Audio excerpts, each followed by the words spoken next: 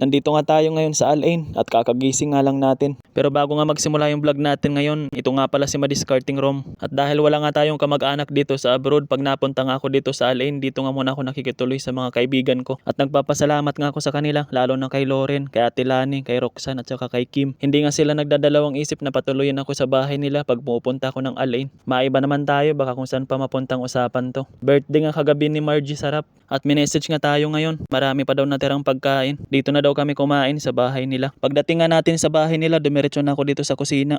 Tutulungan nga natin ngayon si Max. Iinitin nga namin yung mga natirang ulam kagabi. Nga pala guys, nagbebenta pala to si Max ng mga iba't ibang klase ng pabango. Kaya sa mga kabayan natin dyan na gusto ng pabango, pwede nyo nga siyang i-message doon sa TikTok page niya. At yung kagandahan nga lang doon, once na bumili kayo sa kanya, siya mismo magdi-deliver sa bahay nyo. Or pwede kayong makipag-meet sa kanya kung saan nyo gusto. Sobrang bilib nga ako sa taong to. Talagang gumagawa siya ng paraan, magkaroon lang siya ng extra income dito sa abroad. Sabi ko nga sa kanya, palitan niya yung pangalan ng page niya, gawin niyang Madiscarding Max.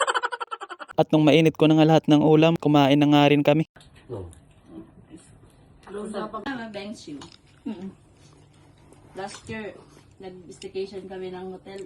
At nung matapos na nga kami kumain, tinulungan ko magligpit yung bisita ni Margie. Punong-puno nga ng mga pagkain yung ref nila Margie. Kaya para lang magkasya lahat, tinanggal ko nga muna yung mga malalaking lagayan doon sa loob ng ref. At saka ako naman inilipat sa maliit na lagayan. Kung hahayaan nga lang natin dito sa lamesa, baka may chance pa na mapanis. Sayang naman. At habang busy nga tayo sa paglilipat ng mga natirang ulam, busy naman dito si Max. Nagtatabi na nga siya para may madala siya sa pag-uwi niya. Margie dati. Bata ni Margie dati. Ah, siya dito lang. Dubai yan? Dubai ako, kuya. Punta lang siya dito kagabi. Pinta ko lang Si Margie naman dala siyang maliit pa ng gabi. birthday. Nagtitinda siya ng perfume, mabango perfume. Double purpose ako dito. Oo. Ay, may pagkakain ng perfume dyan. Ay, pwede ko sa kanya. Hindi. Hindi yun. Meron talaga siya iba.